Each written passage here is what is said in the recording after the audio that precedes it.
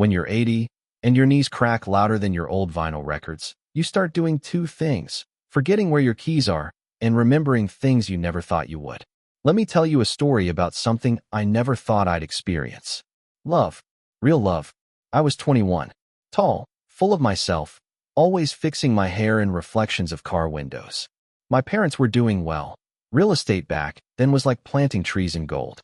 I drove my father's pickup truck like I owned the city. And I'll admit it, I looked good behind the wheel. I had the money. I had the looks. And I had this attitude like I was the main character in a drama only I was watching.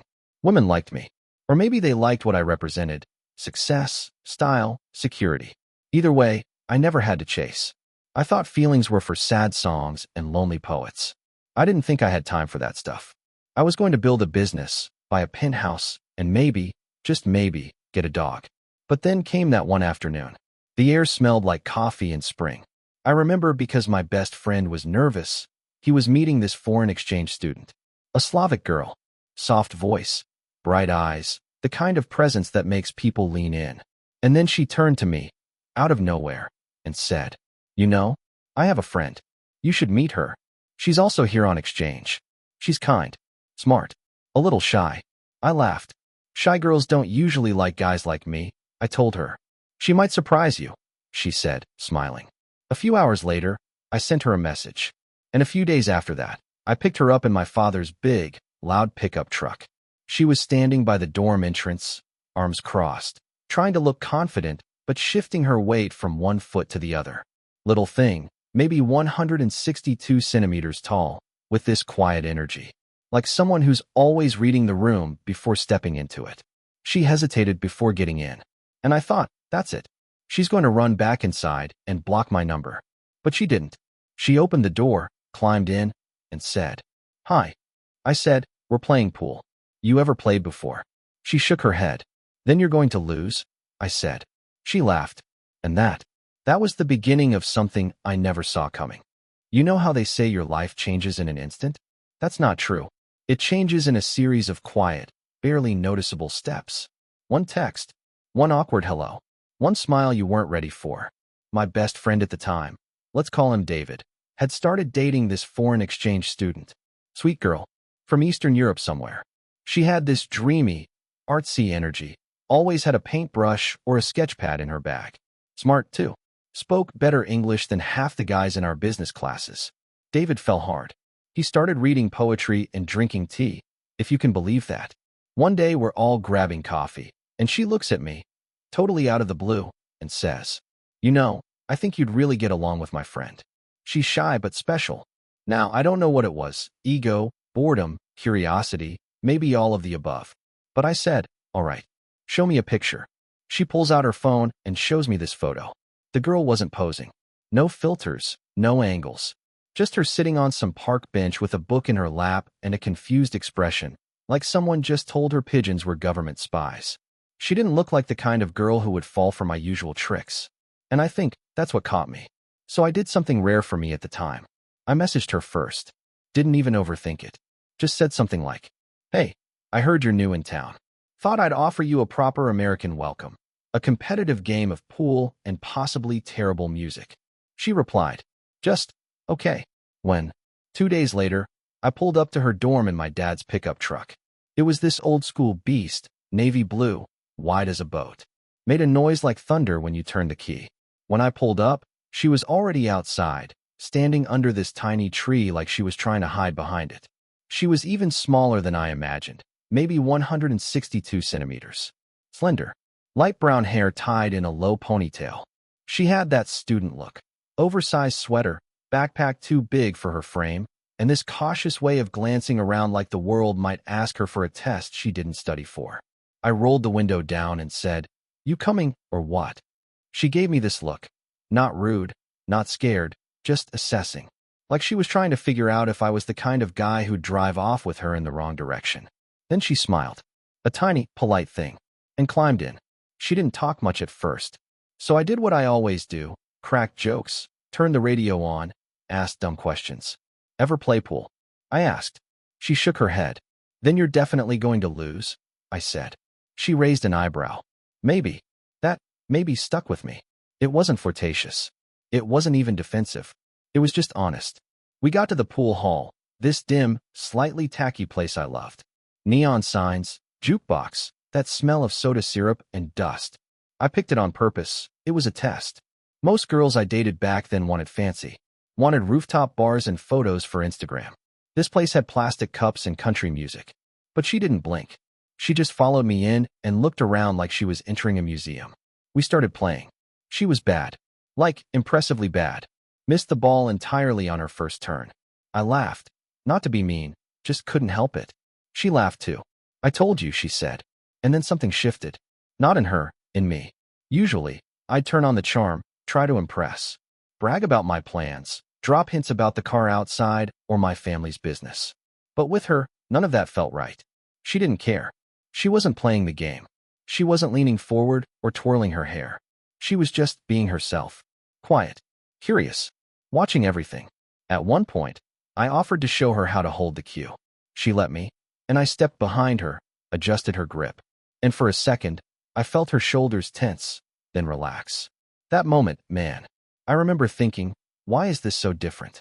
Why am I nervous? We played a few more games. Talked a little. She told me she was studying literature and languages. That she missed her home, her mom's cooking, and snow.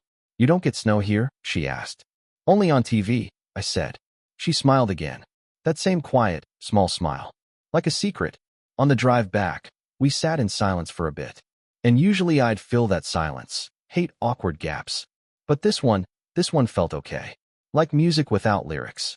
I pulled up to her dorm and said, well, I hope I didn't ruin pool for you forever. She looked at me and said, actually, I liked it. Me beating you. I asked. No, she said. Being around you.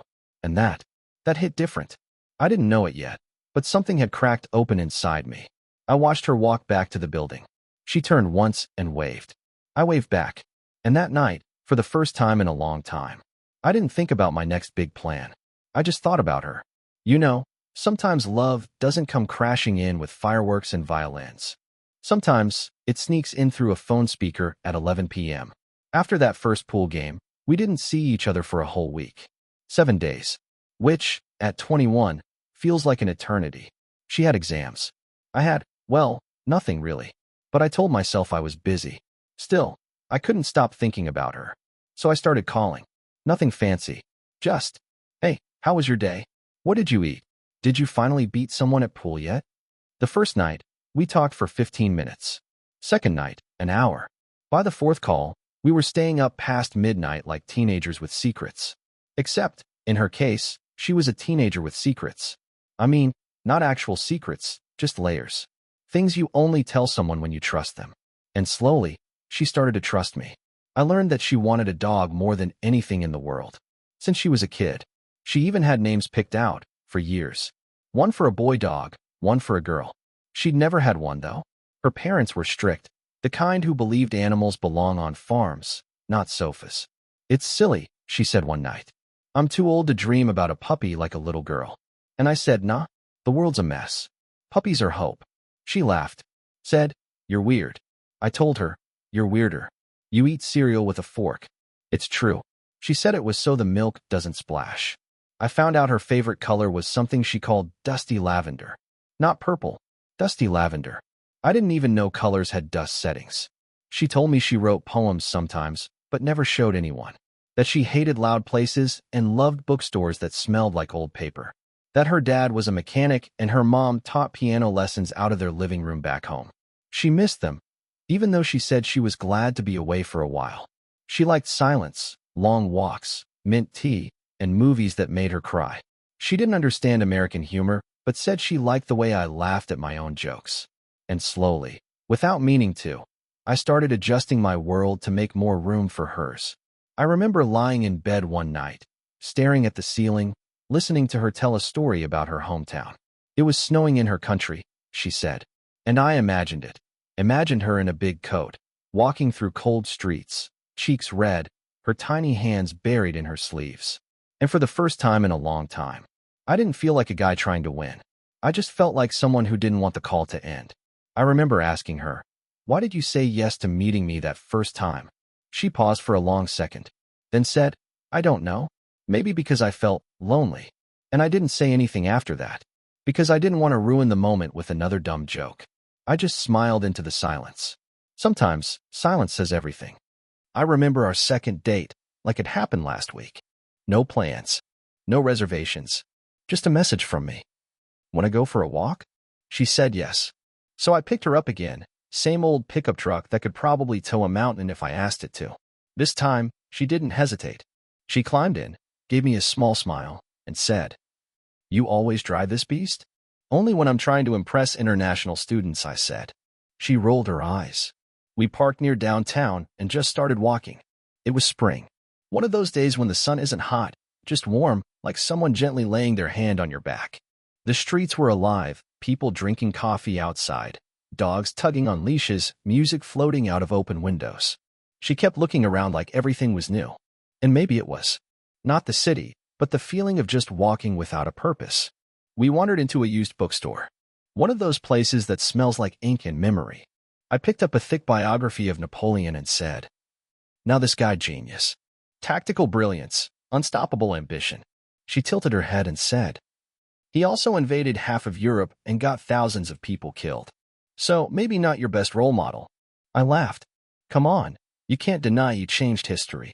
"Yes, but not everyone who changes history should be admired." She was calm, but you could see the fire in her eyes when she spoke. Power without compassion isn't greatness. It's just destruction in a fancy uniform. I stared at her for a second. Not because I disagreed, though I kind of did, but because I wasn't used to girls actually arguing with me like that. Most girls I dated before were either too polite or too eager to agree. She wasn't trying to win. She was just telling the truth as she saw it. I put the book back. She smirked. "Afraid I might win the debate?" "No. I'm just afraid you're gonna make me start thinking too much." We left the bookstore and wandered down toward the park. Somewhere along the way, we stopped at a tiny ice cream stand. She got vanilla with chocolate chips. I got mango, mostly because I thought it sounded unique, and I was trying to seem interesting. She raised an eyebrow. "Mango? That's a bold choice." I said, "Boldness is the first step to greatness." Napoleon said that. She laughed so hard she nearly dropped her cone. We sat on a bench near the river. Ducks floated by. She told me about her hometown again, about the ice cream shop where she and her best friend used to go after school, how the guy behind the counter always gave her extra sprinkles. I told her about my high school days, how I used to think success meant owning a sports car and making people jealous. She said, "And now?" I said, "Now I think success might just be this." She looked at me. Soft eyes. That kind of stillness where the world goes quiet around you. And I knew. I knew right then that I wanted to kiss her. But I hesitated. She was so delicate. Not weak, just careful with her words, with her emotions, with herself. Like someone who'd been taught not to expect too much. So I leaned a little closer and asked, "Can I?" She didn't answer. Just nodded. And that was it. Our first kiss. It wasn't a movie moment. No fireworks or dramatic music. Just lips meeting softly. Gently. Like a question. And her hand finding mine right after, like an answer. Afterward, we just sat there. Quiet. Not awkward quiet, peaceful quiet. Like the kind of silence that only happens when you don't need words. When I dropped her off that evening, I didn't try to make a move. Didn't ask to come inside. Didn't say anything cheesy like, "Let's do this again." I just said, "Thank you for today." She looked at me and said, "Me too." And that was it. But that night, I couldn't sleep. Because something had shifted. And for the first time in my loud, spoiled, flashy young life, I realized I might have just met someone who could quiet the noise inside me. It was early summer when I took her to the first real party. Not a loud club or college thing, but a proper outdoor garden party at a family friend's estate. The kind of event where people drank wine in tall glasses, not from plastic cups. Jazz in the background, string lights overhead, and everyone acting just a little too impressed with themselves. I didn't even think she'd say yes when I invited her. It wasn't really her kind of scene. She liked quiet places, small cafes, old books, dogs. But she surprised me. She said yes. And when she stepped out of her building that evening, I nearly forgot how to speak. She was wearing a short white summer dress, light, simple, soft-looking, like something from a painting. Her hair was tied up, just a few loose strands falling down, and she had this tiny necklace I hadn't noticed before. I opened the truck door for her, tried to play it cool, but inside, my heart was flipping like it was on a trampoline.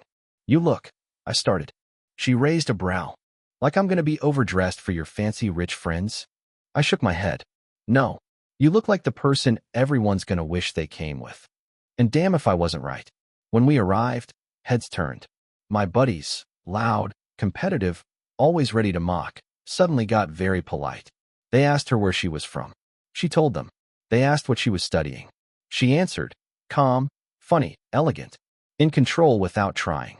One of them, my friend Marcus, even offered her wine. Red, in a crystal glass. She took it and thanked him with this soft smile. That kind of effortless grace that makes you forget how to breathe. And I got jealous. Not proud of it. But it's true. It wasn't that I didn't trust her. It was just, for the first time, I wasn't sure I was the most interesting person in the room. I watched her laughing with my friends, my people. And instead of feeling proud, I started feeling exposed. Like I'd brought her into my world and suddenly realized she might not need me to show her around. At one point, Marcus leaned in to tell her a joke, something about philosophers and bar fights. She laughed, touched his arm lightly, and I swear I almost dropped my drink. So what did I do? I walked over, stood a little too close, and said, "Hey, everything good over here?"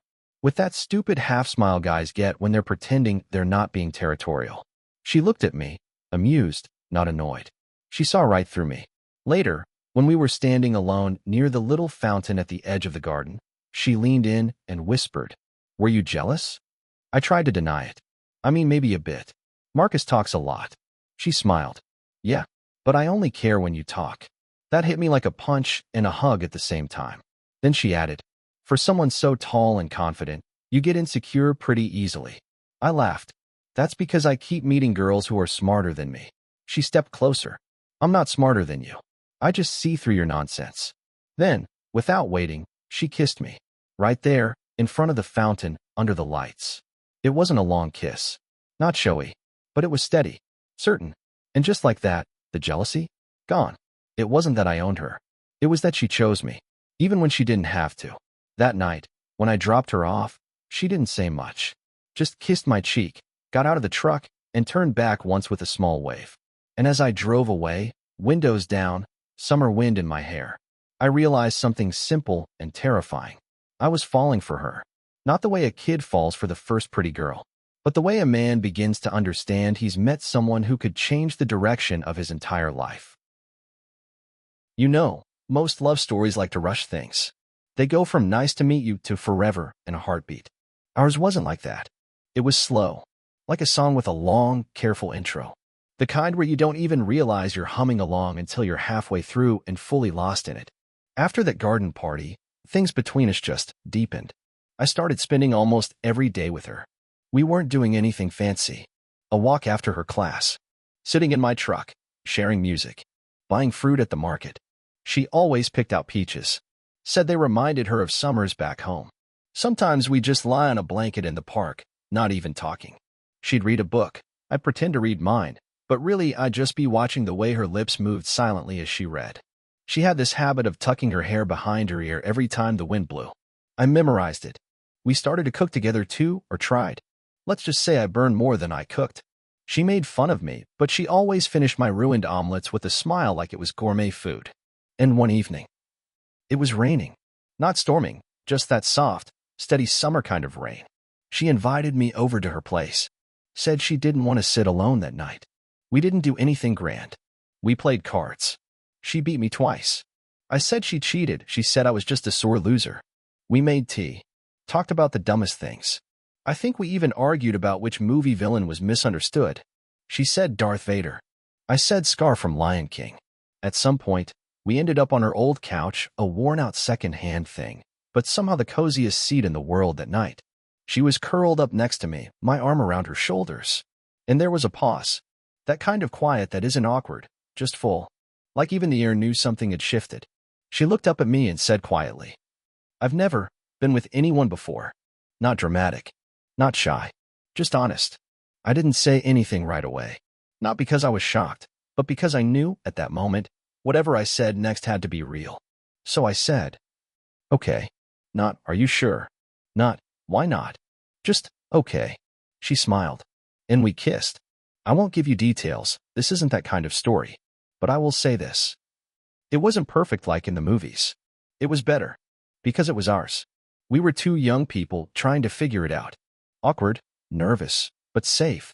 And that's what I remember most, the safety. The trust. I don't know if I'd ever been that present before. Not thinking about tomorrow. Not worrying if she liked me or if I was saying the right thing. Just there. With her. Afterwards, we lay there quietly. Her head on my chest. My fingers tracing circles on her back. The rain still tapping against the window like it had nowhere else to be. That night didn't change everything. But it made one thing very clear. I wasn't just dating a pretty girl anymore. I was falling in love with a whole person, heart, mind, soul, and yes, her laugh, too. A month had passed since we met. 30 days that felt like a blink and a lifetime all at once. And as I held her, I remember thinking, if this ends tomorrow, I'll still be grateful it ever began. It was around that time, maybe 3 months after we first met, that thing started to feel complicated. We were walking together a lot, exploring the city, going to those little coffee spots she liked.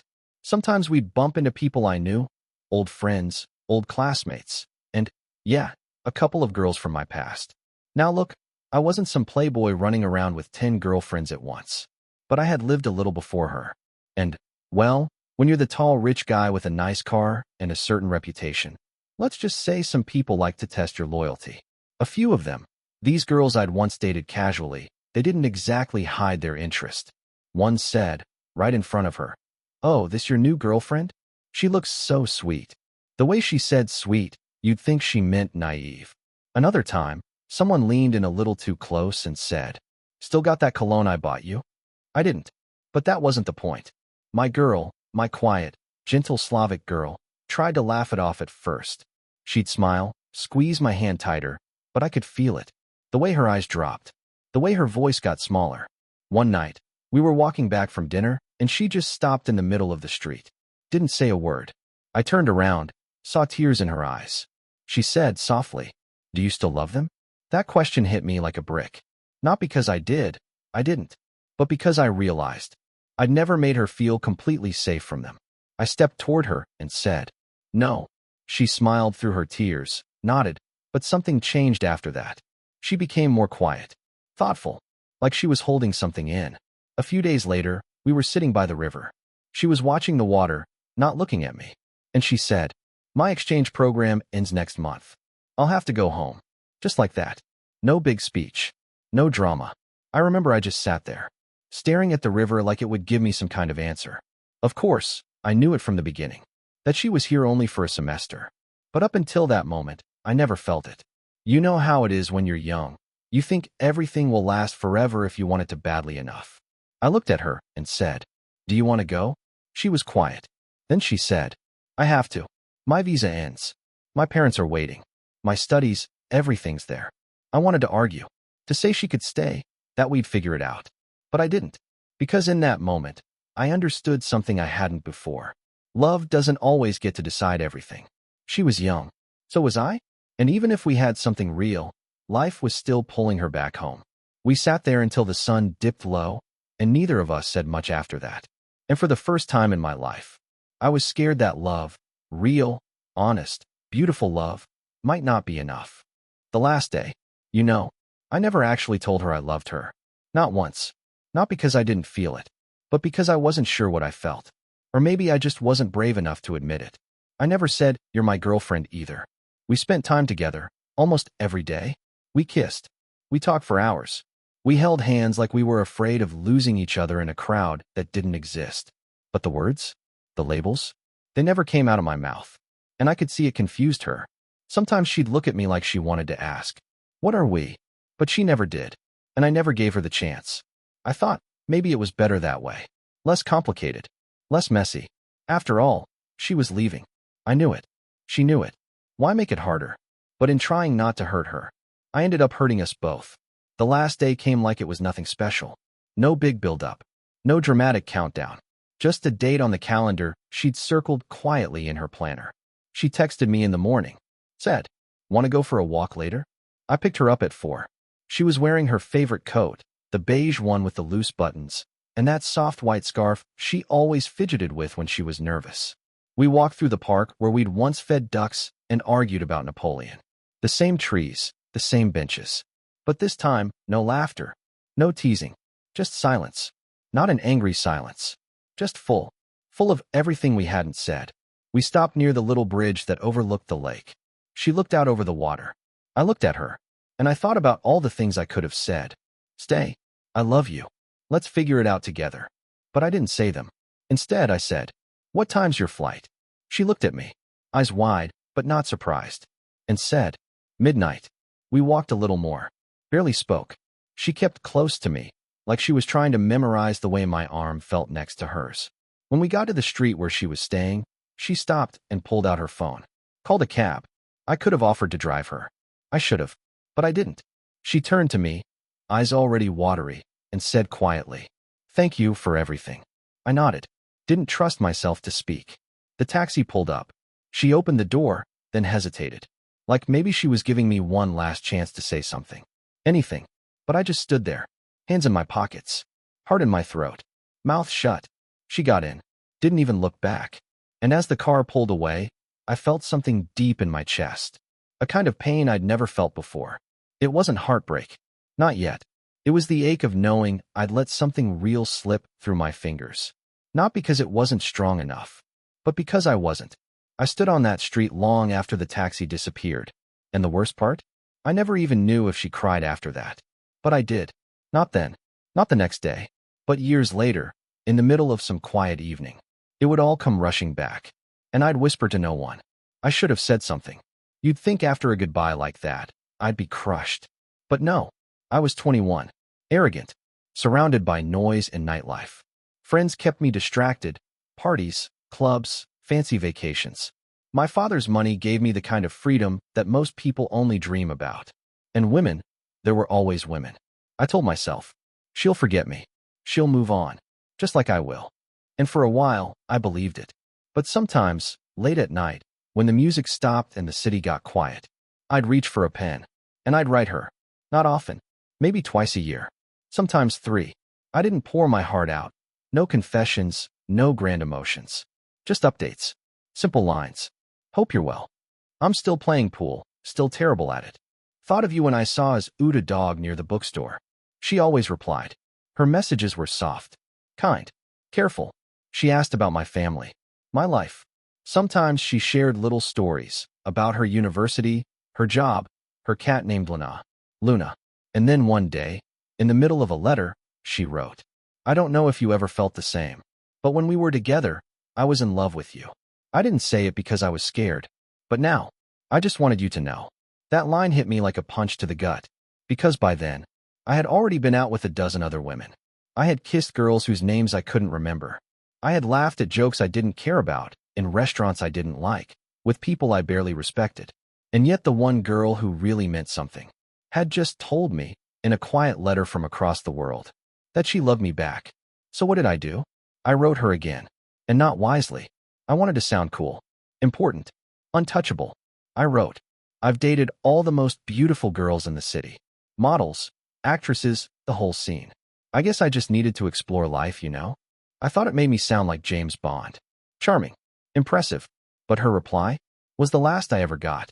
She wrote, good for you, James. I waited. I hoped. I wondered. And now, I realize I was just another pretty memory for you. Something to compare the others to. I've met someone. He's kind. He cares. And most of all, he sees me. He wants to marry me. So, good luck with your girls. That was it. No name at the end. No signature. No smiley face. Just silence. And I deserved it. I never wrote again.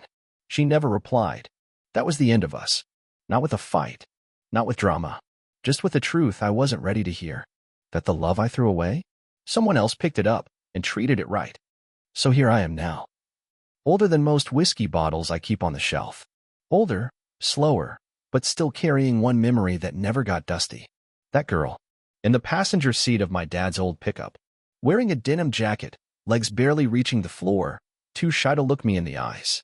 Funny, isn't it? You go through a whole lifetime chasing moments, chasing status, chasing noise. And in the end, the thing you think about the most, is the one who said almost nothing, but meant everything. Let me give you a few pieces of advice. Not from a millionaire, from a man who's made enough mistakes to finally tell the truth. Fall in love with someone who makes you better. Not richer, not more popular, just better. Don't ignore the quiet ones. They see more than you think. And sometimes, they carry the kind of love that doesn't shout, but stays. And if you find something real, don't run from it. Not out of fear. Not out of pride. You may not get another chance. I had the money, the cars, the reputation. But in all my years, I never felt for anyone the way I felt for her. I never loved anyone like that again. And if I could go back, if I could change just one thing, I'd hold her tighter. I'd look her in the eyes and say, "You're mine. I don't care what country, what distance, what time, I'm not letting you go." But we don't get to rewrite the past. We only get to tell stories. So maybe some young guy out there watching this will hear me and do it better. Maybe he won't wait until it's too late. And if that happens, then this old man's story was worth telling. Now go. Fall in love. Live loud, but love deeper. And don't forget to subscribe. There are more stories where this one came from.